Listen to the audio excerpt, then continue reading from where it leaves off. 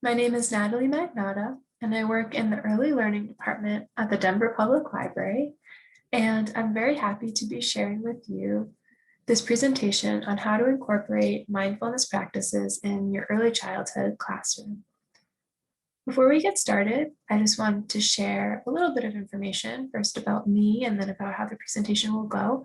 I have been practicing mindfulness for about 15 years. And prior to working at the library, I was an early elementary school teacher, and I practiced mindfulness daily with my students in my classrooms. I also just recently finished participating as part of the pilot cohort for 0 to 3s moving forward with mindfulness in early childhood, which was a wonderful training, and I'll be sharing lots of their resources that are available to everybody throughout the presentation. And speaking of resources, I would love to just show you. I'll be sharing out this resource sheet. This is available to you. You'll have access to a PDF of the slideshow, a reference guide for implementing mindfulness, and then some book lists and self-care checklists, as well as our contact information here at the Early Learning Department. And then this reference guide that I mentioned, just to quickly show it to you, is a compilation of what we'll be talking about in the second half of the presentation, as well as activities and ideas and links that you can access to start incorporating these practices into your own class. And then the second note I would like to make is that mindfulness, the path to mindfulness and to present moment awareness, it's really very personal. There's no right or wrong way to practice mindfulness. And there really are so many different ways, so many different paths to this practice. So I'll be sharing lots of different activities and ideas and things that I've tried that have worked for me and for my students. But really, I invite you to just take what works from my presentation and leave what doesn't, understanding that really it's very personal. And in fact, what works one day may not work the next with ourselves or with our students. So just an invitation to listen and learn and use what feels best to you. Here's our agenda for this presentation. We'll be talking about early brain development in the beginning, as well as how stress can affect our brains. And then we'll shift gears and move into mindfulness, what mindfulness is, how mindfulness affects us, and different practices that we can use in our classrooms. And also throughout this entire presentation, I'll be sprinkling little practices throughout so that we'll be learning as we go. And then at the very end, we'll close with a little reflection into self-care and what that looks like, knowing that how we show up affects how our students show up, and wanting to provide you with as many resources as possible as educators to show up with your cup full. So let's get started. We'll begin with a mindfulness practice. This is by 0 to 3. The blue link at the bottom of the slide takes you to scripts for multiple mindfulness practices that 0 to 3 have created. I really enjoy this one. So we'll start by finding a comfortable seat, whatever that looks like for you. Sitting upright if that's comfortable, with a straight back, a tall back. But also experience a little bit of ease. Your shoulders are relaxed, maybe your belly is soft. If it's comfortable for you, you're welcome to close your eyes. If that's not comfortable, you can leave your eyes open. And we're just going to begin with 2 breaths.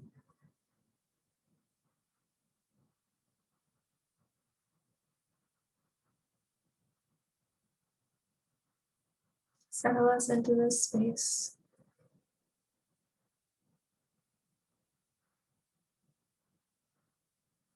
And then start by scanning your body.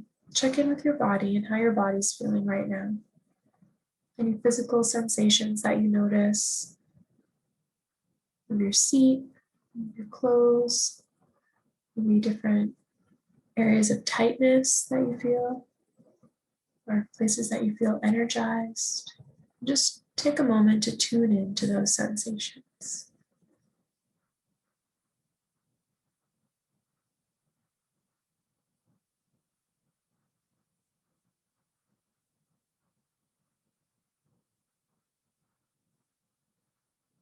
Now next, shift that focus to your mind. Notice if you have a quiet mind or maybe a busy mind right now. Does it feel clear and focused, or do you notice some distractions?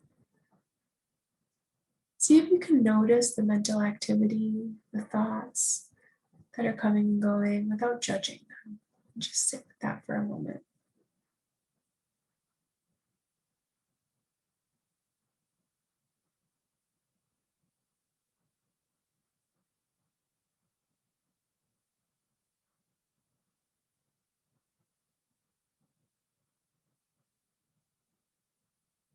And now, in the last few moments, shift your focus to how you're feeling emotionally.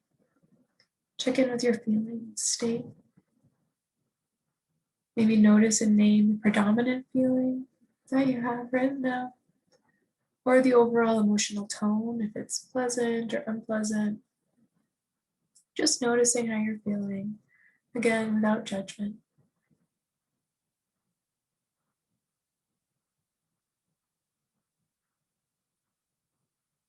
I'm not trying to change, just noticing.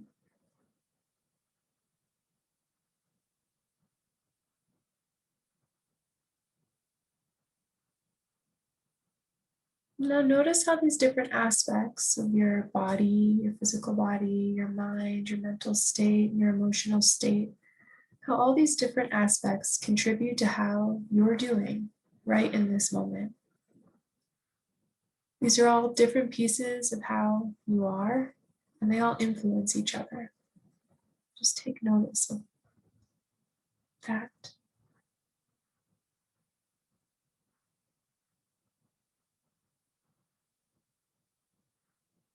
And then if your eyes were closed, you can slowly blink your eyes back open, come back to the room that you're in.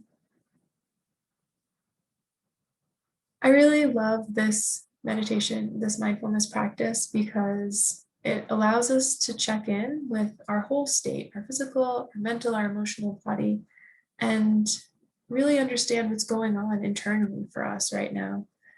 And that is such a powerful and important part of cultivating mindfulness, is understanding where we're at right now. So I hope that you enjoyed that little intro to our presentation. Now we will start talking a little bit about brain development.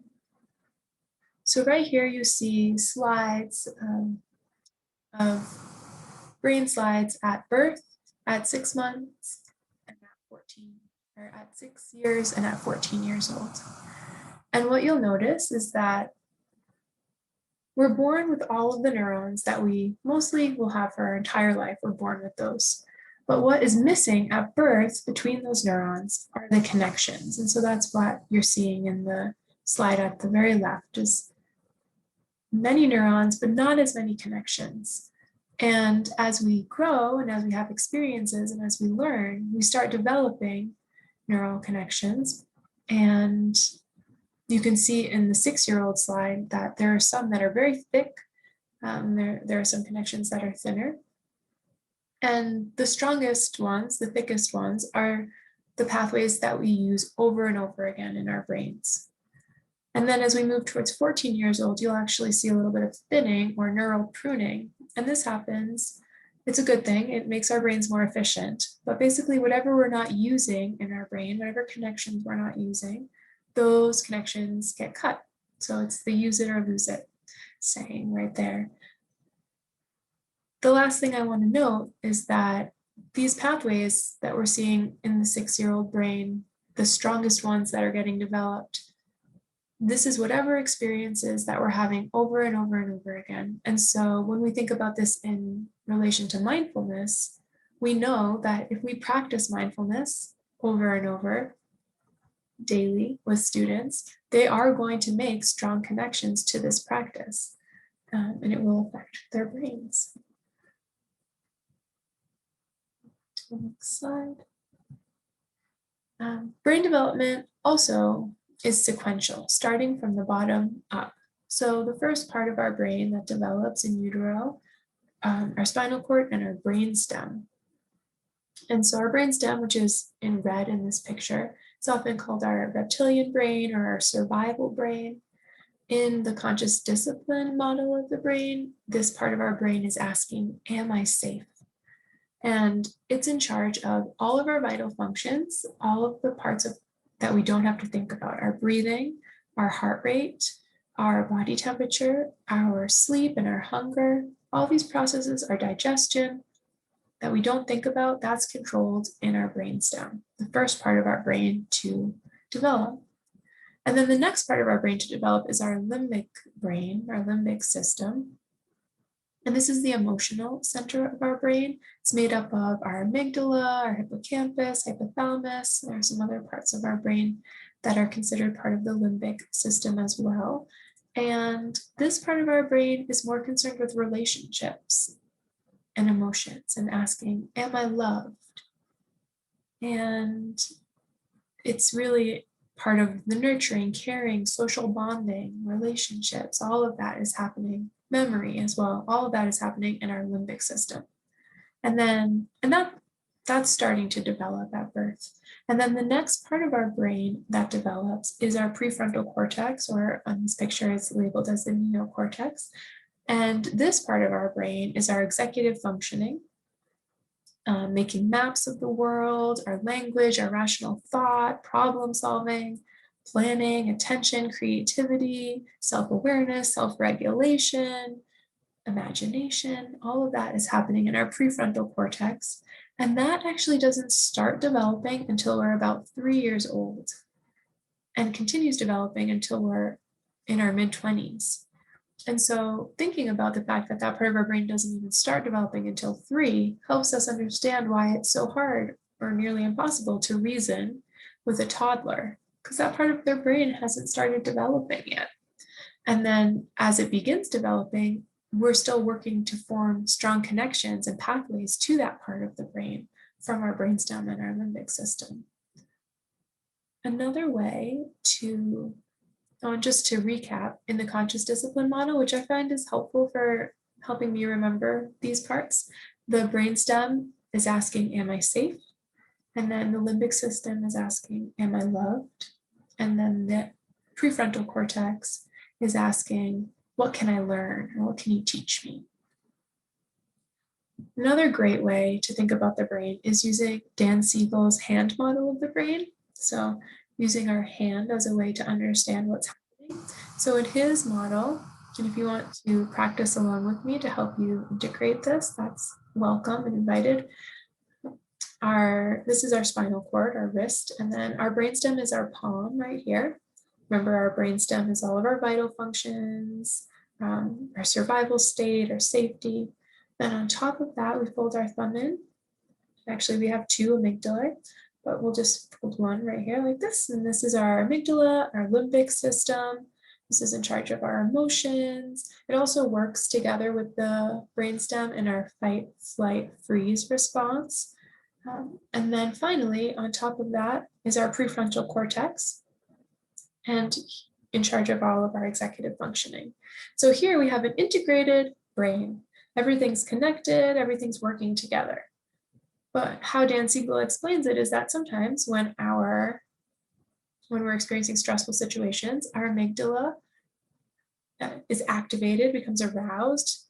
And with that activation that he represents through a bit of wiggling of the thumb, with that activation, it causes us to wiggle, wiggle, wiggle, and flip our lids. And so our prefrontal cortex is no longer integrated and connected to the rest of the system. Our problem solving goes offline, language skills can go offline. So that's when we're experiencing really strong emotions or stressful situations. And that is called flipping your lid. If you want to take a moment and just give yourself a little retell of the brainstem and its functions, the limbic system, and the prefrontal cortex, this is a great review. Also, the hand model of the brain can be used to teach all of this information to children in really helpful ways. As Dan Siegel says, we have to be able to name it to tame it. So when we understand what's happening in our brains and what each part is in charge of, when we understand that when we get stressed out, we flip our lids, that allows us to actually start to work on calming our brains and reintegrating our executive functioning. It's really powerful, and I've seen even young children, and I've taught even young children this hand model of the brain. The link here on this slide is a video of Dan Siegel explaining the hand model of the brain. All right, let's do a little breath activity now. This is called star breath. This one is for children. We spread our hands like a star, wide, one hand. And you could also call this 5-finger breath. There's lots of creative names and creative ways to do this. But as you spread your fingers wide, we're going to take our pointer finger on our other hand, and we're going to trace. We'll inhale as we move up, exhale as we descend, tracing and breathing as we go. And this breath is really wonderful for 2 reasons. It connects us to our breath, lets us do some deep breathing, but it also is a sensation that we get to feel, and visually we get to follow along. So our senses are really engaged in this breath, which actually allows us to kind of pause whatever emotional state is happening for us. It kind of allows us to pause that and reintegrate. So let's do star breath together. You can go at your own pace or follow along with me. We'll inhale, exhale, inhale, exhale, inhale, exhale, inhale,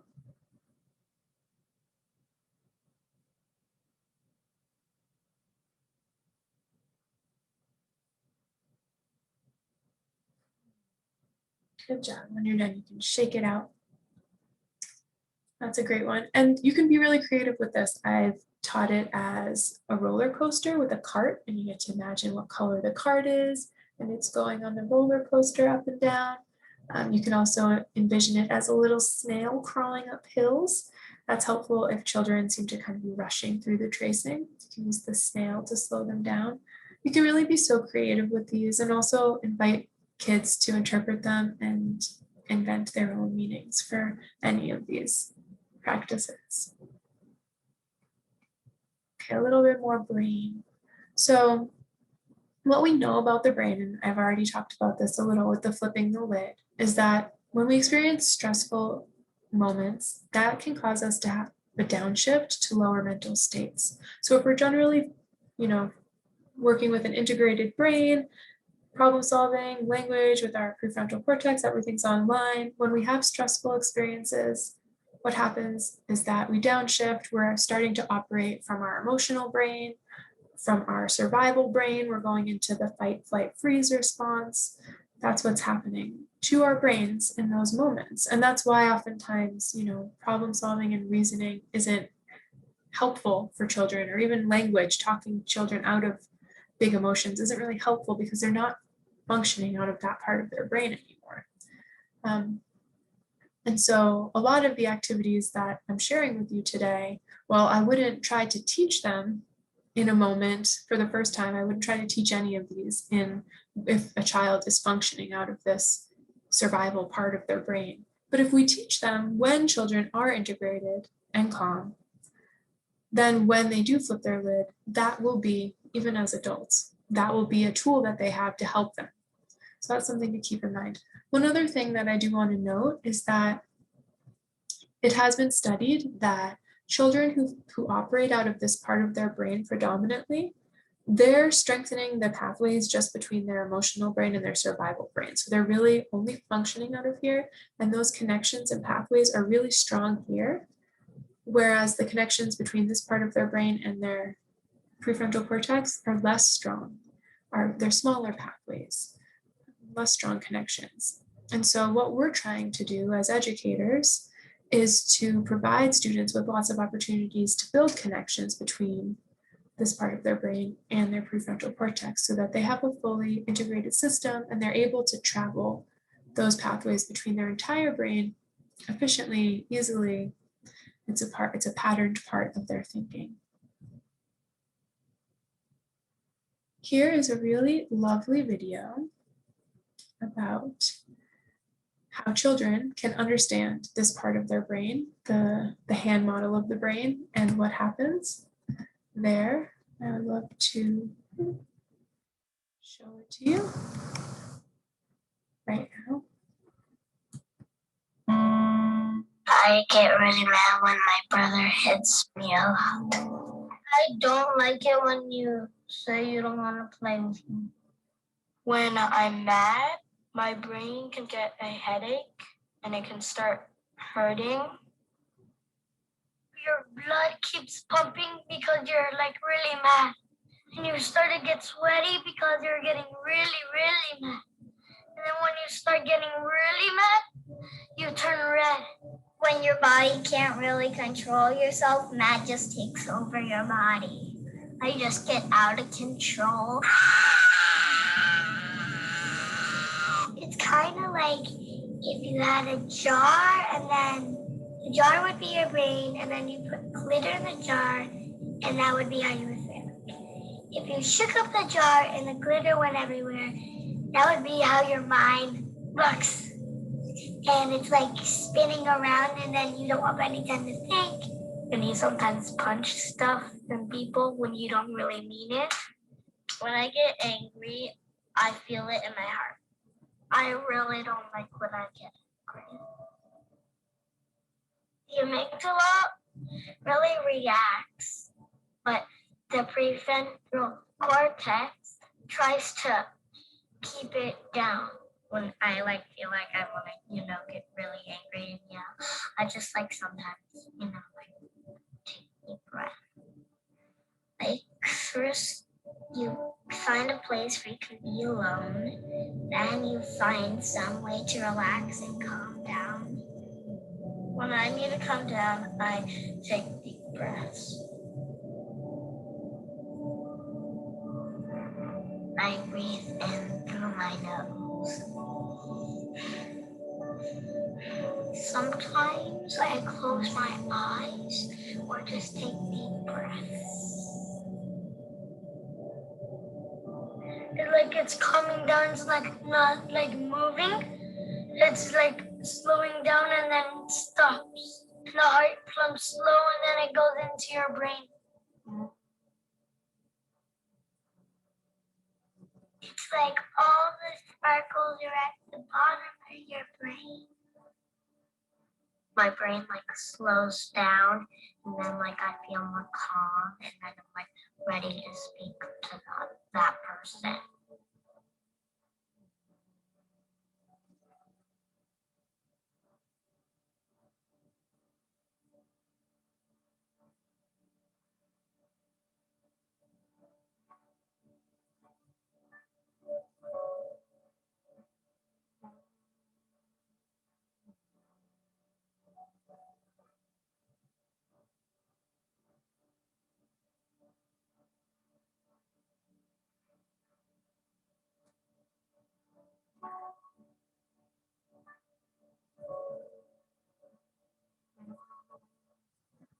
So that's a really sweet, mindful moment in and of itself, but it's also so powerful as a way to recognize that children can learn and incorporate this understanding into their own practice. It's really empowering.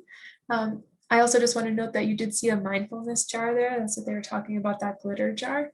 You may have made those before or seen them before, and we'll talk about that a little bit later in the presentation. Now let's switch over to thinking about mindfulness. Just a reflection before I get into a little bit more of the information is, what does mindfulness mean to you? There's no right or wrong answer. But maybe you have a definition that you like. Maybe you have your own personal definition of what mindfulness means, what it looks like, maybe what it doesn't look like.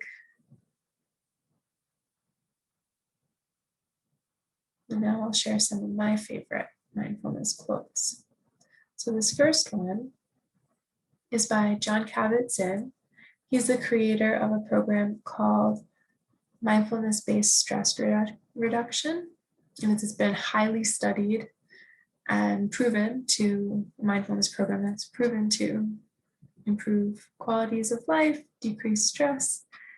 His definition is that it's awareness that arises from paying attention on purpose in the present moment and non-judgmentally.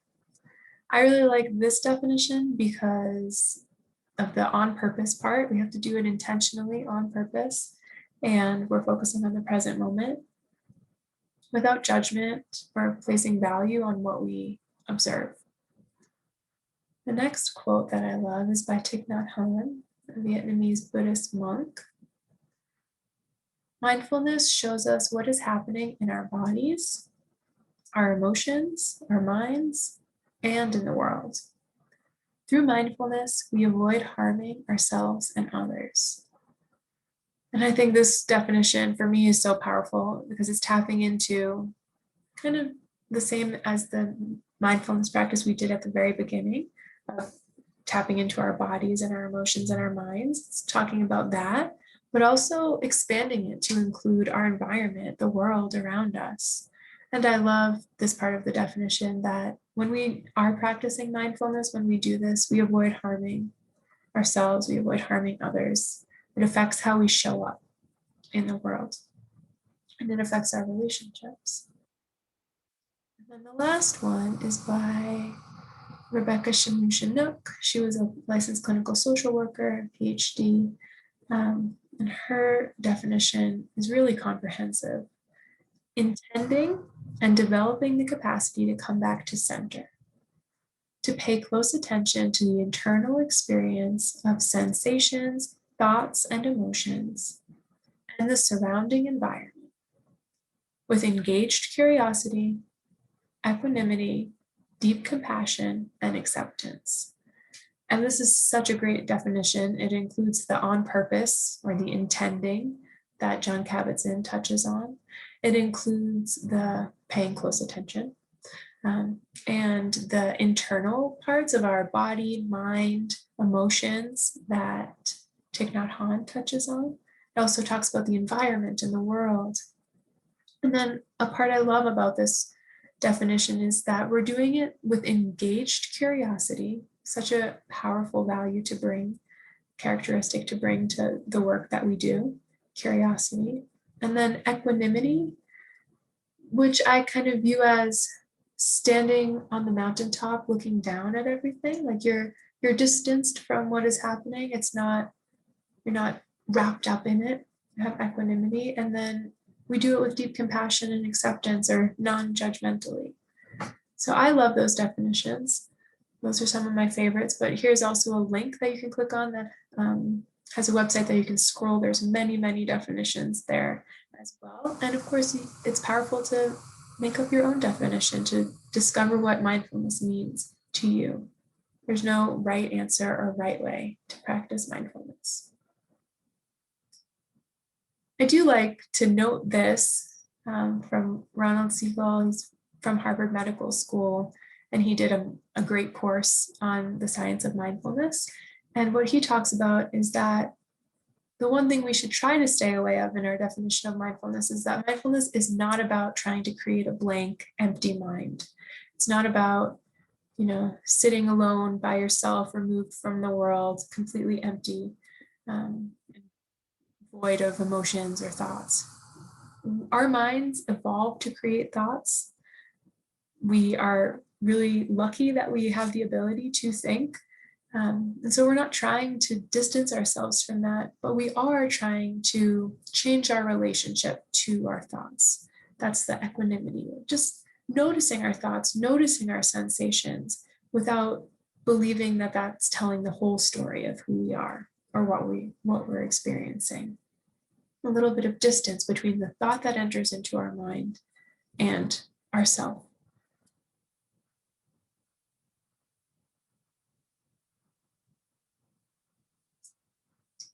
Here is a great practice. This one is also a great practice for kids. So it's Mindful Senses. And there's a link on the bottom. It's called 54321. This will take you to 0 to 3's curated list of mindfulness practices to do with children. And basically, this is going to help us tune in to the present moment and where we are by helping us be aware of our senses. So we'll start with finding 5 things that we can see, and then go to 4 that we can touch, 3 things that we can hear, and then 2 that we can smell, and 1 that we can taste. As we move down, finding things that we can smell and taste can sometimes be challenging. And so I just like to invite that if there isn't something that you can particularly smell or taste in that moment, that you imagine or remember something that you have smelled, maybe something that was pleasant or that you have tasted.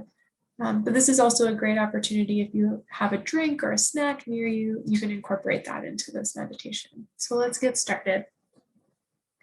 You're welcome to do this along with me.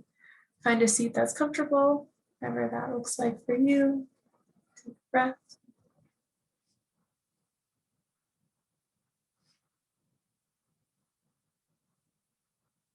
Now look around the room and find 5 things that you can see. Really take notice of those 5 things and name them. Notice their qualities.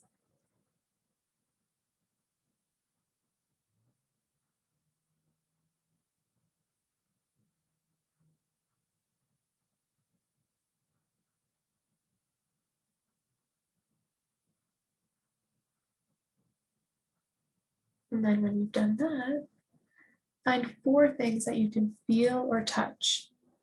And notice their characteristics, if they're hard or soft, smooth or rough, hot or cold. Just notice those 4 things.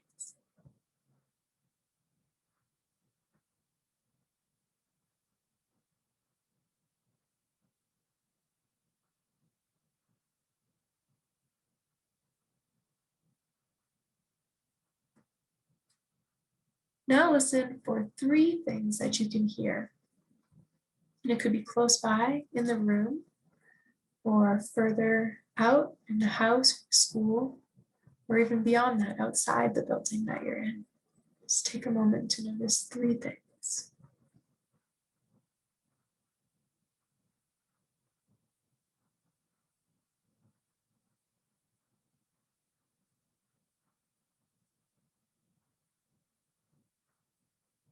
I like to close my eyes for that one just to really tune into my sense of hearing. But you can always do what's comfortable for you. And then for number 2, find 2 things that you can smell or taste. I have a cup of tea right here, so I'm going to enjoy its smell.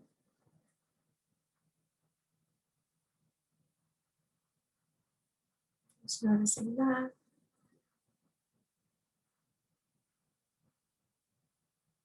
A deep breath in through your nose and see if you pick up any whiffs. And then the very last one, find 1 thing you can taste. So I'll have a sip of my tea. Just notice how it tastes in your mouth, how it feels in your mouth.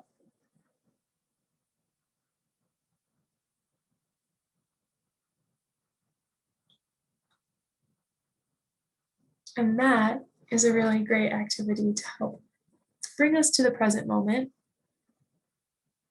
bring us to some awareness of what's happening around us and how it's affecting us.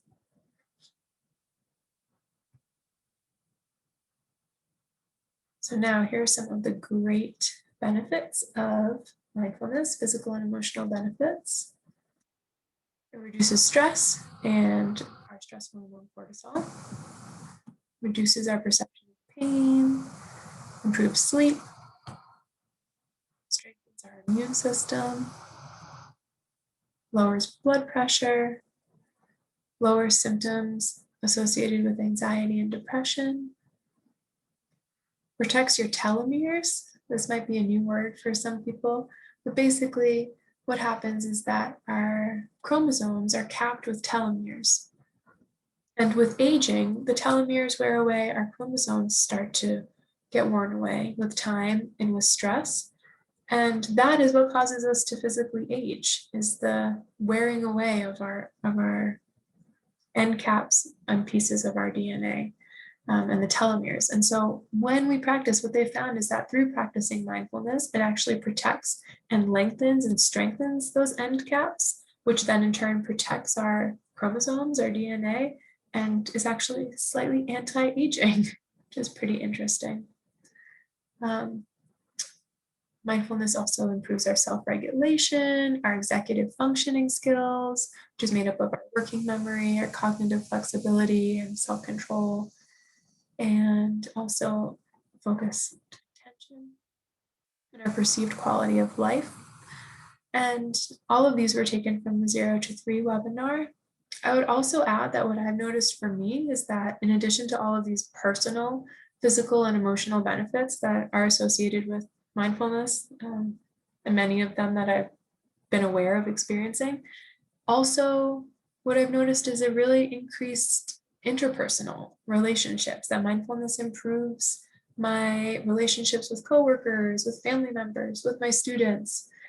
So really mindfulness is such a wonderful package.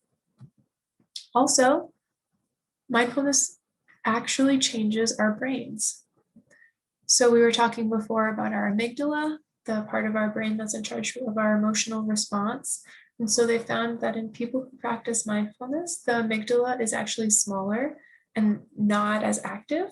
So remember that really active amygdala is what causes us to flip our lid. It's very, very active. That's what causes us to flip our lid. So we're actually decreasing its size and activity. So we won't flip our lids quite as much.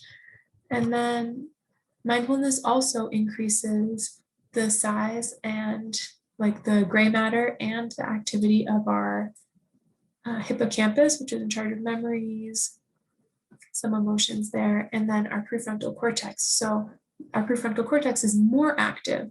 Our problem solving, higher level thinking, creativity, that becomes more active through our practicing of mindfulness. It's proven to change the way our brains are formed.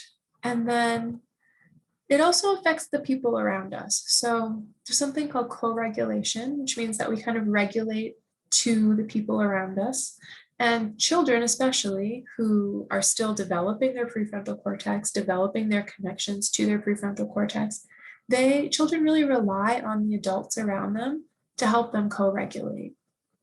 And so when we, as adults, as educators, as care providers, are regulating ourselves as we're practicing mindfulness, that also allows the people in our presence, especially children, to tap into that same regulation, that same mindfulness alongside us. And here's a little graphic that kind of describes this a little bit better. Oops. So you can see in the top left corner, there's a person that's shaded red. And so that in this situation, it's if one person senses danger, we all become alert because we know that we're safer if we pay attention to somebody who's sensing danger. We say, oh, we also should be alert. There could be danger nearby. And that evolutionarily is really great, right? But also it can work the other way. So the person in the bottom right-hand corner that's shaded quite yellow, they're a person exuding calmness, safety, a sense of well-being. And this also spreads through groups. And so knowing in the place that we're in nowadays, in the world that we're in right now, where there's a lot of perceived threat to safety, if we're talking about the pandemic and our safety of our health, or with the racial uprisings and how that's really brought a lot of visibility to systemic inequities that maybe were less visible before, but still very present. There are so many perceived and real threats in our world. And so when we're able to create a sense of calmness within ourselves, when we are in fact in a safe environment, we're able to share that with people who may have been experiencing very activated amygdala, very activated stress response or fight, flight, freeze response. we can help people regulate themselves alongside us.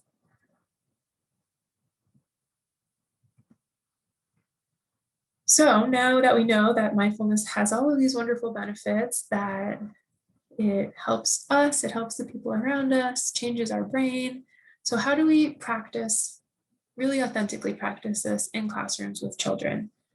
I'm going to share where we'll go through this list, and I'll share lots of resources. We've already touched upon some of them. We did star breath. That's a type of breath.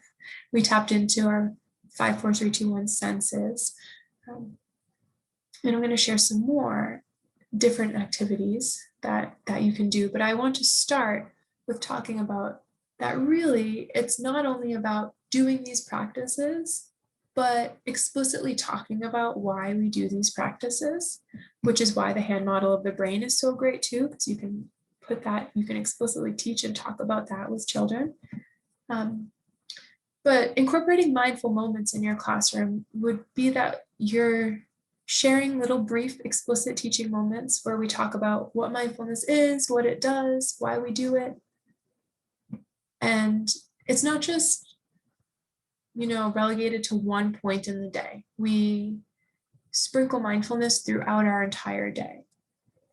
It's not just like one little subject that we study separately from everything else. And then always modeling with our own behavior, with our own mindfulness, with our own regulation. And then in these mindful moments, also always including encouragement and validation that mindfulness is really, really hard. And it takes a lot of practice to build stamina to be able to practice mindfulness and be present and stay connected to the present moment on purpose. And so when I think about practicing mindfulness with students, the way that I often did it in my classroom is that we had one point in the day after we came back from recess where we would come back to our desks and practice mindfulness all together in a very formal setting, like the same place, the same time, all of us together. And that's really great, but also remembering that throughout the day, we should see how we can weave mindfulness in all of our other interactions as well. So there's all these informal mindfulness practices that we do where maybe I notice that there's a student practicing mindfulness that seems very present, that they're focused on what they're doing, their bodies are maybe calm, they're being a good friend and interacting in a kind way with somebody. Those are all mindful moments too. And calling out and recognizing and encouraging those moments all throughout the day is also really powerful and a great way to continue weaving it in. Knowing that we learn from repetition, we strengthen the connections that we practice and talk about the most. So the more opportunity that you have to weave these practices and this vocabulary into your teaching and into your classroom, the stronger the connections and the deeper the learning is going to be. And then the last thing I would say is that in terms of like validating the challenges, I validate the challenges for you as well as educators, because it's not easy to teach this. And oftentimes students don't always seem invested from the beginning, but don't give up. It takes time for students to start learning these skills and practicing these skills and being able to call on these skills on their own. But I do have a really lovely memory, especially of one school year, of one class of students, where it was hard to build investment. And there was a lot of times coming back from recess that we were practicing mindfulness, but the classroom was still pretty unfocused, I guess I would say. But it came around, so much so that not much later in the year, students would start recognizing when they saw mindfulness happening in their own peers and when they noticed it in me. And I have a funny story of, I was out at recess drinking a little smoothie out of a glass jar, and I dropped my glass jar. It obviously fell on the concrete in the playground and broke. And all my students were lined up at that point, ready to come inside from recess, watching me drop my jar and it breaks. And I bent down and started picking it up, and I was calm about it. And one of my students looked over at me and just said, "Gee, Miss Natalie's really practicing mindfulness right now." And all the students in the class just looked, and everybody was like, it was such a proud moment for them to recognize it in me, for me to see like how much they had grown and learned about what mindfulness can look like. But the beautiful thing is, mindfulness can look so many different ways. So in that moment, it was me being calm and not getting angry when, you know, I spilled my drink, broke my glass. But mindfulness, we can call mindfulness out in our classroom in so many ways. When students are ready to learn, when they're being kind, that's mindfulness. They're understanding like how they affect people around them. When they're being patient and waiting their turn, that's mindfulness. When they are like focused and solving a problem, that's mindfulness. And so I think it can be really great to make mindful messages. This idea comes from a program called Modern Mindfulness, which is a program that you pay for, but this idea is really a wonderful idea of just incorporating your own messages and mindful practices, that maybe you keep the same message all week, maybe you change and you have a different message every day. You can make messages that respond to what you're seeing in your classroom. So really you can craft this and be creative with what mindfulness looks like for you. It's not prescriptive, and it's not one size fits all. That's the beauty of mindfulness. There's so many paths. And so maybe if you want to take a moment right now, just reflect on what could be a mindful message that you could craft that would apply to what your students are working on right now, or what skills you'd like to help them cultivate. I'm sure that you can think of some really great mindful messages. And this is part of the explicit teaching of mindfulness, when we talk about these messages over and over again.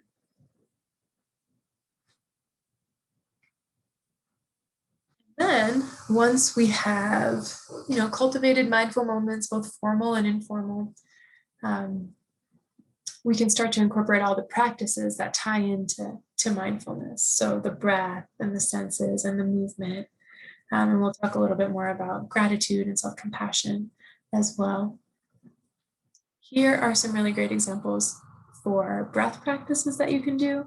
Most of these are taken from this book called Breathe Like a Bear by Kira Wiley. It's available at the Denver Public Library. And it's also available in Spanish called Respira como un oso.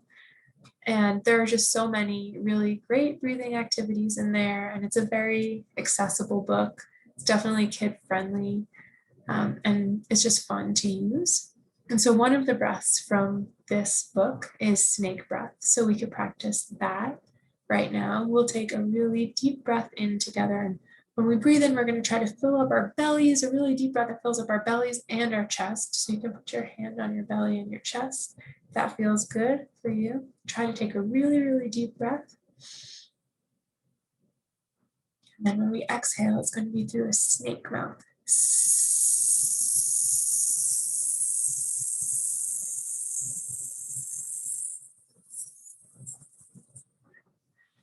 It's really fun, and you can, play around with it and see who can have the longest hiss. That's really great. One of the reasons that this breath is so effective is because it asks us to breathe deeply, deep belly breaths, but then we also extend our exhale because we're constricting the flow as we hiss out. It extends our exhale, makes it longer. And when we have an exhale that's longer than our inhale, that activates our parasympathetic nervous system. And the parasympathetic nervous system is in charge of our rest and digest part of our nervous system, versus the sympathetic nervous system, which is like the fight or flight mode. And so really when we're doing this parasympathetic, we're relaxing, we're activating the rest and digest. Anytime that we take a breath and exhale with an extended exhale. And then there's also some other great breaths here, like bee breath, where you inhale and exhale buzzing like a bee. Bzzz. And this one is really great because vibratory breathing like that stimulates our vagus nerve, the longest nerve in our body that runs from our brain all the way down to our digestive system. And when our vagus nerve is activated, that also activates our parasympathetic nervous system. So there's some real science behind how these breaths actually help us tap into a calmer nervous system, which is great. Also on this list is the Hoberman sphere, which you may have seen before, but you can use it as a visual for breathing, inhaling and exhaling as you move the sphere. A breathing buddy, which could be a stuffed animal that you put on your belly laying down and watch the stuffed animal rise and fall, move up and down with your breath. That's a great way for kids to tap into the movement of their breath. And it can also feel really grounding to put like a beanie baby or a stuffed animal or some sort of something on your belly as you lay down.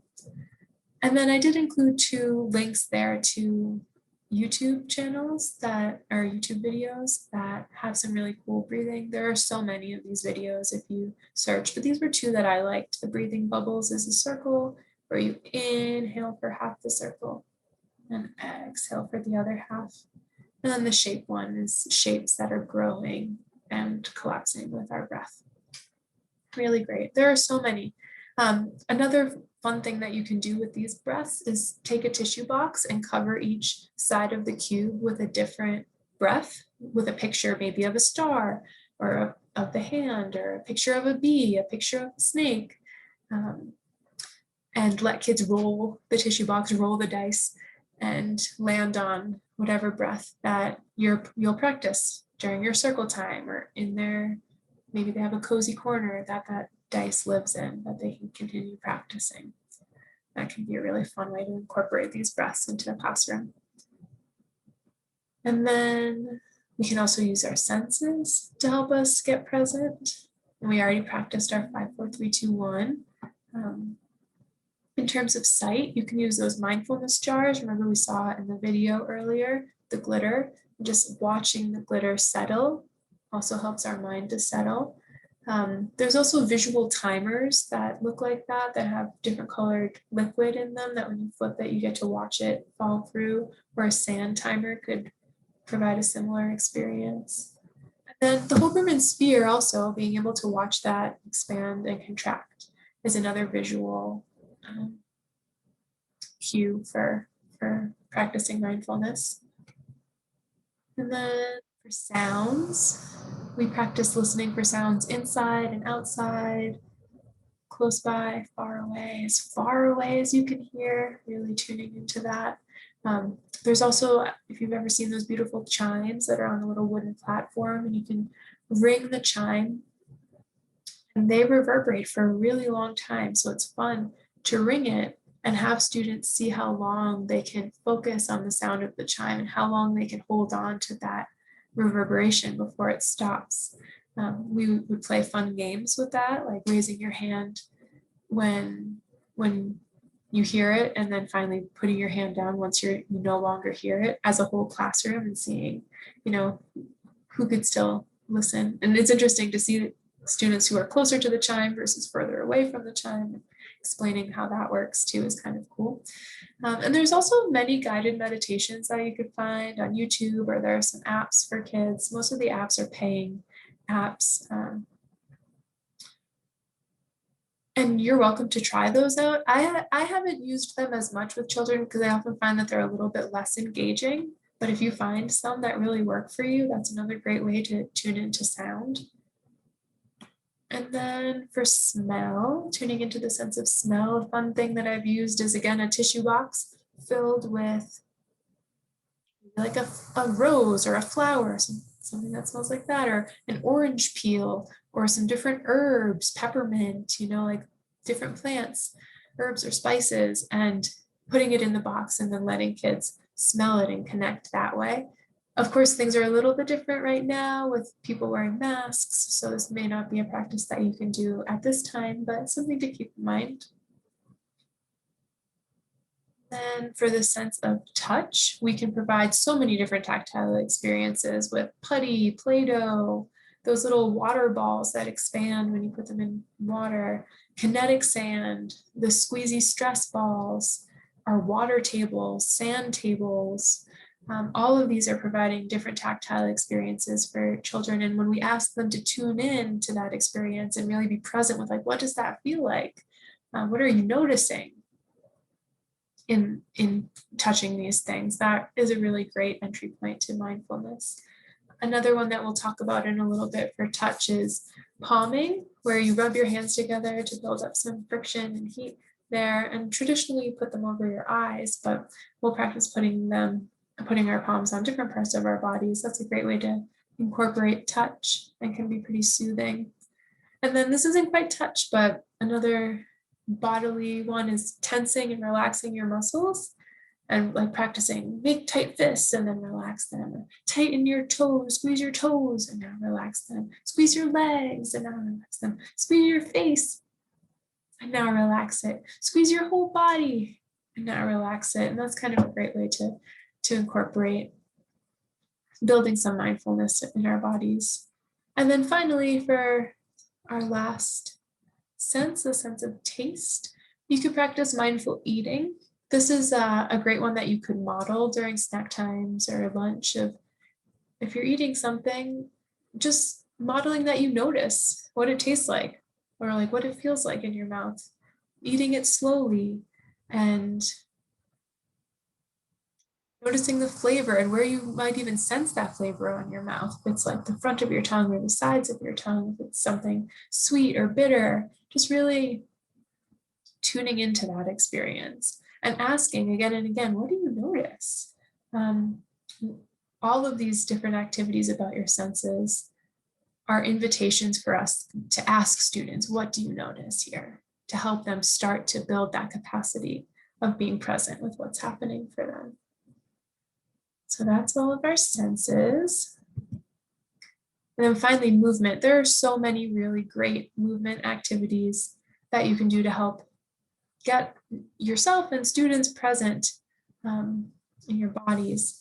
And I really like the work that was developed by Anne Green Gilbert. She developed brain dance, which I didn't include a link here, but you can Google it. It's pretty interesting. She studied the way that babies learn to move and then created movements for all ages based on those patterns. So like cross-lateral patterns, and big stretching movements and small compact movements, twisting movements. There may even be some like upside down movements where your head is lower than other parts of your body. And so the idea is that all of these different movements help us tap into our proprioceptive and our vestibular sense. So like our body's ability to sense its location, movements, and our ability to like maintain balance and body posture. And movements, anything that's helping us practice these are really great at helping us be present in our bodies. So 2 of the videos that are linked there, Twinkle Twinkle Little Star and Itsy Bitsy Little Spider, are really great examples of big body movements where you're singing familiar songs that are really fun, that you're making a really, really, really big star with your bodies, and then you make it very small, and then back to really, really big as you're singing the song. Or the Itsy Bitsy Spider, where instead of just moving your hands, we actually move our whole bodies as we climb up, and you're alternating knee and arm on each side, which is great and hard work for your brain. And then another one that she talks about, which there isn't a link to, but it's just tapping up and down your body. So I often teach this in my kids' yoga classes, where we'll start at our toes, tapping up our shins, on our knees, on our thighs, on our bellies, on our chests, on our shoulders, on our arms, gently on our heads. And then we brush down our bodies, brush down your head, brush down your arms, all the way back down to the floor. And the idea behind that is that when we put pressure on our nerves like that, we develop more awareness of our bodies and overall awareness of our bodies, which not only is just great for being present in your body, but it's great for kids who are just still developing this body awareness. I also included some links for some short yoga videos that I enjoy that are produced by an organization called Yo Re Mi Kids. I like them because they're just one song. They're songs and they're just one song and movement combination. So they're short and you can use them and incorporate them easily into your classroom. They also operate under a lot of the same mentalities of like big body movements and balance, and they're a lot of fun. And then lastly on here, I included some links for Rapid Resets, which was produced by Edutopia. And these are all videos that you can watch to learn about them. They're short videos that talk about how, pushing on a wall or lifting heavy things or moving our bodies even just in a walk help us get out of that fight, flight, or freeze response in our brain, help us reintegrate. And there are really great ways to incorporate these with children in the classroom, and they provide some really great examples in those that are fun and easy to do. So maybe, since we're here on this movement slide, why don't we all just take a big movement together and stretch out your arms really, really, really, really wide, and then crouch yourself down into a little tiny ball. Let's do that one more time. Stretch. Feels good to stretch after we've been sitting for a little bit. And then crouch, bring it in. Good job. And then here, I wanted to talk about mindful self-compassion, which was developed by Dr. Kristen Neff and Dr. Christopher Germer. They created a mindfulness self-compassion program, and Kristen Neff describes it as, with self-compassion, we give ourselves the same kindness and care that we would give to a good friend. And so just thinking about how we treat ourselves, even the words that we say to ourselves, the messaging that we give to ourselves, and just trying to give ourselves kindness. And so on the resource sheet that you'll have access to, it includes some information on affirmations and resources with lists of affirmations for that pre-K students could use. And I think that it's just so important to keep in mind that affirmations are really powerful in developing self-compassion and understanding our self-talk. So just giving ourselves messagings like, it's okay to make mistakes, or I am safe here, I am loved. And through Kristen Neff's work on mindfulness self-compassion, they've actually found that people who practice self-compassion are more likely to continue in their mindfulness practice. They're less likely to give up or stop practicing when they develop this self-compassion in their practice. And so here's a really nice activity that you can do with children or that you can do for yourself. Remember, we were talking about palming. So rub your hands together and build up some warmth and friction, good energy. And then put your hands somewhere on your body that feels comforting for you. So I'm going to put them on my belly first. I'm just going to notice the warmth.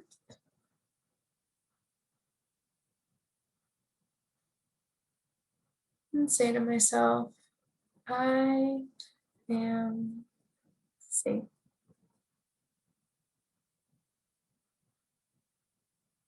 I usually let that echo in my mind a couple times. And now rub your hands together again. And this time I'll put them on my heart. And take a deep breath in, notice the warmth.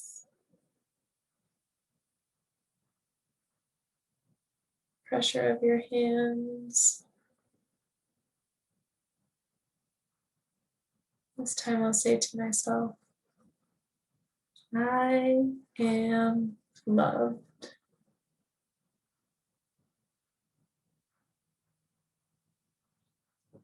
And kids really enjoy that. You can put your hands anywhere on your cheeks, on your head, on your legs, on your toes. And you can do it with affirmations or without. You can really make it your own there. And really, it may be harder to instruct children in doing this, but if you're doing it for yourself, I just really invite you to linger with like the good feelings that can arise from just taking a moment and giving yourself some comfort, because it can really be quite regenerative. Okay. And so just a little review of what we've talked about. We covered the brain science, a lot of understanding what's happening in our brain, how we can help to integrate it all. And then I talked about, in order to really incorporate mindfulness in your classroom in meaningful ways, creating mindful moments frequently, recognizing when they're coming up, recognizing it in the traits in your students, even if they're, still quite developing and you're not noticing the strongest mindful moments, just picking out any little thing and building on that is so powerful. Providing mindful messages that help students start to wrap their heads around what mindfulness means. And then incorporating different practices around breath and senses and movement, including affirmations and self-compassion. And then lastly on here, I put a little bullet about gratitude, and I included some resources about gratitude, an article about gratitude. But there's so many studies around how even when things don't feel like they're going so well, when we can find things that we're grateful for, it really shifts our perception of what's happening in the world around us. And so just taking a moment to think about the things that you're grateful for.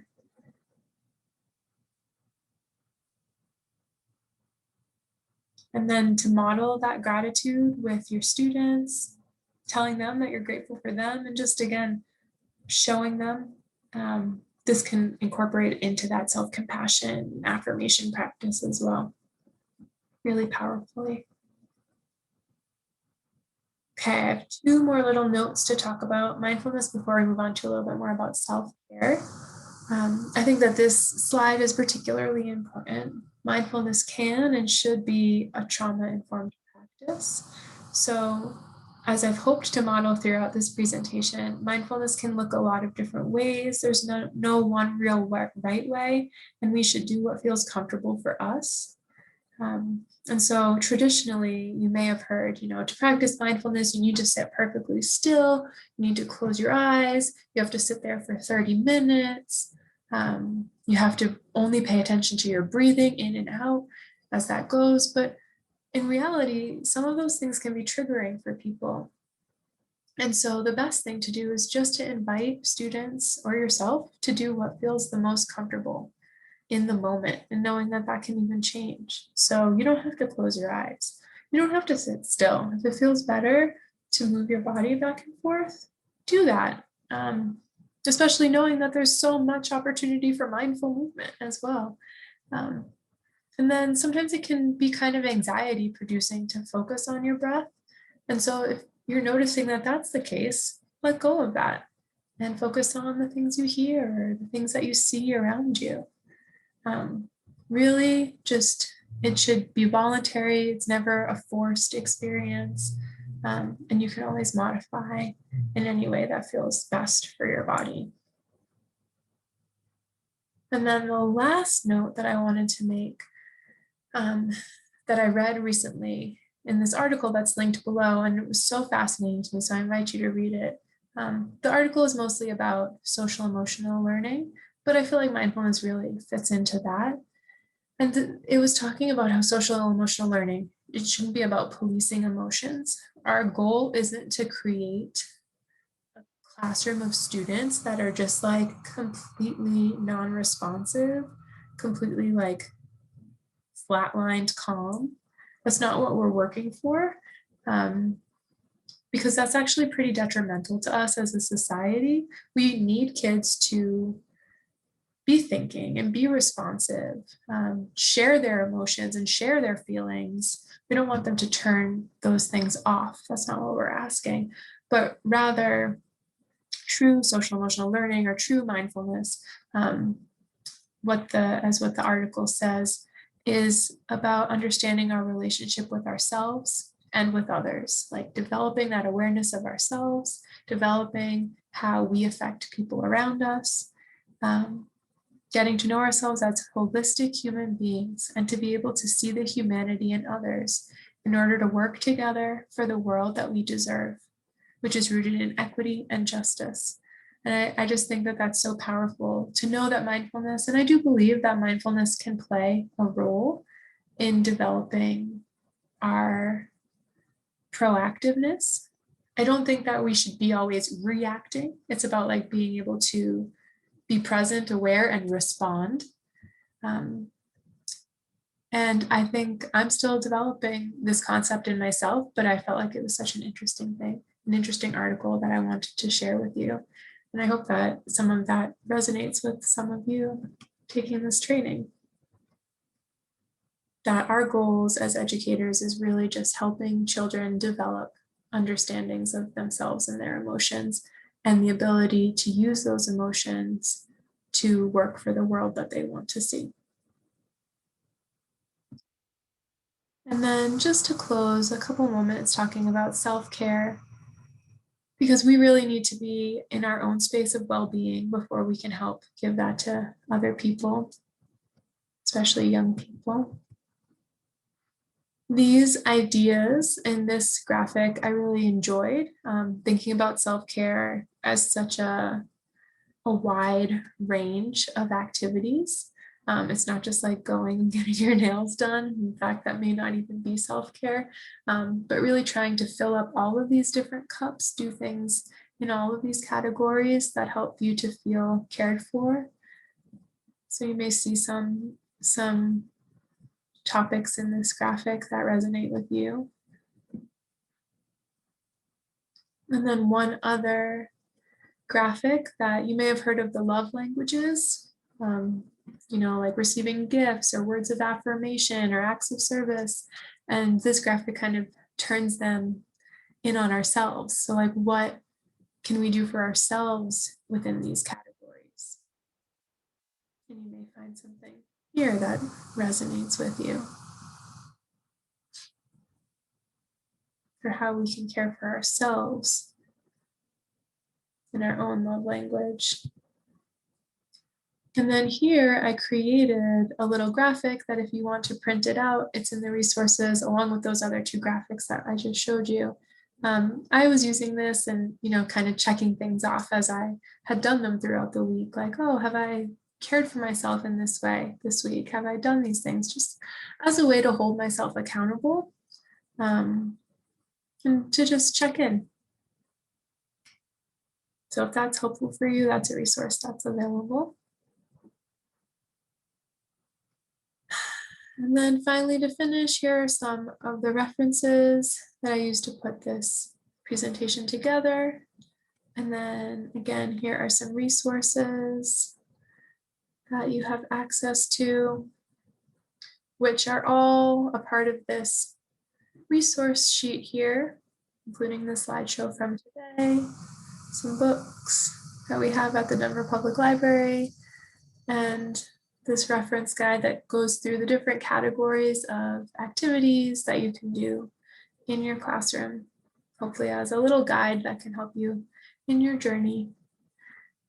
I hope that this was helpful, that you found some information here that you can use. Again, I invite you to take whatever sounded good, leave what doesn't work for you. I encourage you to be creative and include your students in the different activities that you make up, because they will make up their own breaths, so they will make up their own movements. And that's a great way to build classroom community as well. There is no right way to practice mindfulness. There are so many different paths. Again, my name is Natalie Magnava, and I work in the early learning department at the Denver Public Library. And here is my email again if you have any questions or thoughts that you'd like to share. I wish you mindfulness moving forward.